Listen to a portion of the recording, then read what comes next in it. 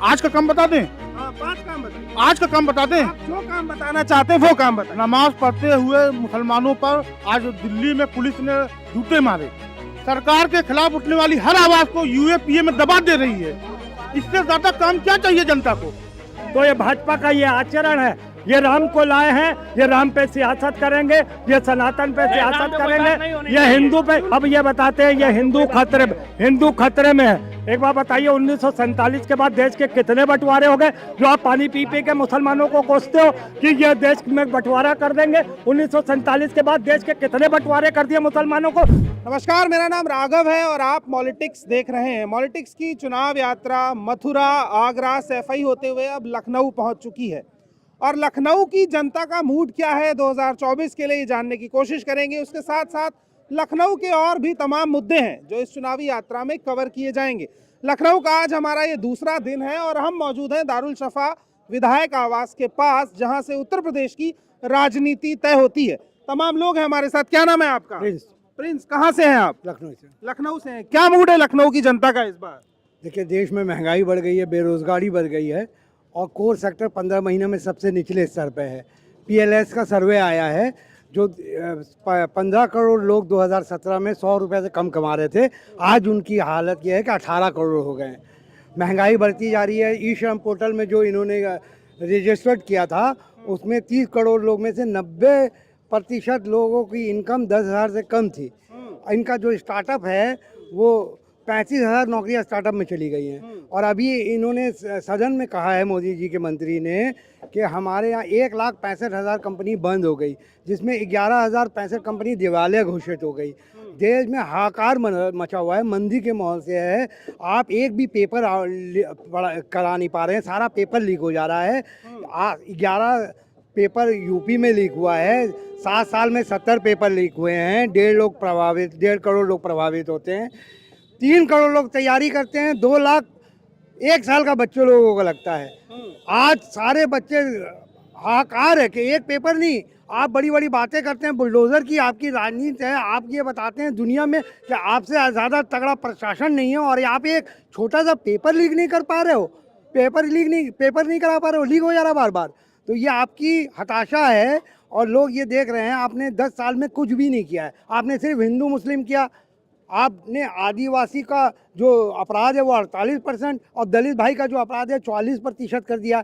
इस तरीके मोदी जी कहते हैं जैसे वो खुद ओबीसी हैं और पिछड़ों के लिए बड़ा काम करते हैं। आपके हिसाब से क्या उनकी बात में सच्चाई नजर आती है? वो कभी ओबीसी बन जाते हैं, हाँ। कभी कोई जात बन जाते हैं, कभी बोलते हैं परिवार। अरे परिवार नहीं, क्या बात कर रहे हो आप प्रधान सेवक हो, आप परिवार हमसे रिश्ता ना रखो। अच्छा, लालू यादव ने परिवारवाद पे टिप्पणी की, कहा मोदी का कोई परिवार नहीं। उसके बाद ब्रजभूषण शरण सिंह जैसे नेता जिन पर यौन शोषण का आरोप है, उन्होंने भी मोदी का परिवार लिखा। कौन है मोदी का परिवार? वही पूंजीपति जितने भी हैं, जितने बलात्कारी है, जो बेटी से हमारी रेप कर देते हैं, फिर वहाँ जाके इलेक्शन में राजनीति करते हैं। ब्रजभूषण हो गए और उसके बाद राम रहीम हो गए, जिसको 2 साल में 8 महीना पेरोल मिल जा रहा है। वो सब उनके परिवार है। पर परिवार हम आपका क्यों जाने? आप कौन है? हम आपको प्रधान सेवक नियुक्त किए हैं, हम जीएसटी देते हैं, आप हमारे प्रधान सेवक हैं। आपसे हम परिवार क्यों रिश्ता जोड़े? हम क्यों जोड़ेंगे आपसे रिश्ता? जबरदस्ती रिश्तेदारी जोड़ रिश्ता तो बढ़िया का काम है। जब आप साड़ी लेने जाओ और दुकान में तो बोलते हो भैया राजा भैया आ गए, सीता भाभी आ गई, उनके लिए लस्सी लाओ, साड़ी लाओ। अरे बनियागिरी छोड़िए। हम आपको प्रधान सेवक हैं, आप हमारे, हम आपको अपॉइंट किए, हम आपको टैक्स देते हैं। आप हमको 5 साल का रिपोर्ट कार्ड दीजिए कि क्या नौकरी में, बेरोजगारी में, शिक्षा में। आपने 2017 में कहा था कि 2023 तक हम जो है एजुकेशन पॉलिसी लाए हैं, उसमें जीडीपी का 6% करेंगे। आज 2.9 ही हुआ है।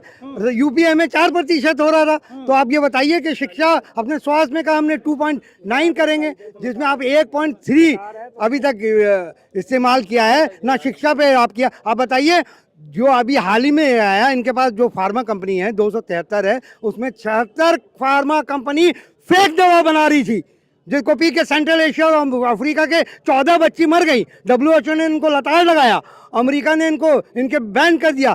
तब इन्होंने जाके सैंपल टेस्ट कराई, 400 सैंपल फेल हुए, फिर ये 77 कंपनी को बैन हुए। हिंदुस्तान में कितने लोग मर गए होंगे तो कोई ठिकाना ही नहीं है। क्या नाम है आपका? क्या कहाँ से? मेरा नाम दौलत राम पंडा है। मैं कौशाम्बी की फिरादू विधानसभा से आया हूँ। दौलत राम जी, आपके यहाँ से तो डिप्टी सीएम खुद हार गए थे। अब डिप्टी सीएम इसलिए हार गए क्योंकि इनकी पार्टी में बराबर घोफड़ा किया जाता है, जुमला किया जाता है, कार्य कुछ नहीं किया जाता। मैं इन्हीं आपके इलेक्ट्रॉनिक चैनल के माध्यम से पूछना चाहता हूं, यही बराबर 2014 में घोफड़ा किए थे कि जब हमारी सरकार बनेगी हम 15 लाख रुपए आम जनमानस को देने का काम करेंगे। क्या ये 15 लाख किसी को दिए? ये कह रहे थे हम हर वर्ष 2 करोड़ लोगों को रोजगार देंगे। क्या इन्होंने 2 करोड़ लोगों को रोजगार दिया हर वर्ष? ये कह रहे थे हमारी सरकार बनेगी तो हम कॉफी को क्यूटो बना देंगे। क्या ये कॉफी को क्यूटो बनाए? ये कह रहे थे कि हमारी सरकार बनेगी तो हम बुलेट ट्रेन चला देंगे। जब ये ट्रेन सुरक्षित नहीं है, कहीं लड़ जा रही, कहीं भीड़ जा रही, कहीं कुछ हो रही है, तो क्या महोदय बुलेट ट्रेन सुरक्षित हो पाएगी? बल्कि किसी ने विकास कार्य किया है तो आदरणीय राष्ट्रीय अध्यक्ष श्री अखिलेश यादव जी ने विकास कार्य किया और माननीय अखिलेश यादव जी की योजनाएं आप लोगों के समझ है, आम जनमानव जानता है। कौन सी योजनाएं बताइए ना। चाहे 108 एम्बुलेंस सेवा का मामला रहा हो, चाहे 102 एम्बुलेंस सेवा का मामला रहा हो, चाहे मेट्रो योजना का मामला रहा हो, मेट्रो रेल योजना, चाहे JPNIC स्टेडियम का, चाहे JPNIC स्टेडियम का मामला रहा हो, चाहे समाजवादी पेंशन का मामला रहा हो, चाहे लैपटॉप का मामला रहा हो, चाहे छात्राओं की शादी करने के लिए अनुदान का मामला रहा हो, चाहे वो कन्या विद्या धन का मामला। लेकिन एक आरोप भी तो लगता है ना समाजवादी पार्टी पर कि गुंडा राज रहा समाजवादी पार्टी। गुंडा राज यदि वास्तविक है, आप देख रहे हैं, तो वो भारतीय जनता पार्टी की सरकार में है। अभी हाथरस की बेटी के साथ क्या हुआ आप पे छिपा नहीं है। अभी बनारस में BHU की छात्रा बराबर विरोध कर रही थी, पूरे लोग रोड पर बैठे हुए थे, क्या हुआ आपने देखा? आपने ब्रजभूषण शरण सिंह वाला, आपने ब्रजभूषण शरण सिंह वाला मामला बराबर देखा कि आम जनमानव जो हमारे देश के खिलाड़ी हैं, जो हमारे देश के खिलाड़ी हैं, वो उनको न्याय मांगने के लिए बेचारों को धरना देना पड़ रहा है। देश के हमारे जो किसान हैं अपना हक और अधिकार की बात करते हैं, MSP की बात करते हैं, तो रोड पर कीली गड़वा देने का काम ये सरकार कर रही है।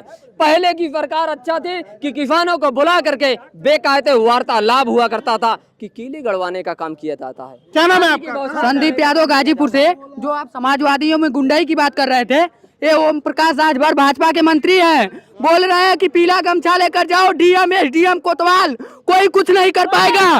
क्या बोले? वो भाजपा में गुंडाई है कि समाजवादी पार्टी में गुंडाई है? आप हमको ये बताइए। सबसे ज्यादा गुंडाई तो समाजवादी पार्टी में हो रही है। और आपको बता दे रहा हूँ, प्रमोद यादव मारे गए हैं जौनपुर के। प्रमोद यादव को क्यों नहीं न्याय मिला और क्यों नहीं अभी तक FIR दर्ज हुआ है? बताइए। तो एक भी अच्छा काम नहीं हुआ क्या भाजपा सरकार में? एक अच्छा काम आप गिना दीजिएगा तो मैं कह रहा हूँ। क्या नाम है आपका? बहुत देर से प्रयास कर रहे हैं। राम समझ यादव। क्या कहना चाह रहे हैं? क्या सबक सरकार में गुंडाई रहा है क्या? भाजपा में गुंडाई नहीं। जौनपुर में दिन दोपहर गोली मारी गई। क्या नाम है? नाम बताइए। हमारा नाम शराफत अली। आप ये बता दीजिए, यही गुंडई की बात हो रही है प्रतापगढ़ में जो CO की हत्या हुई थी 2015 में। जियाउल हक की मुसलमान थे और समाजवादी पार्टी की सरकार, समाजवादी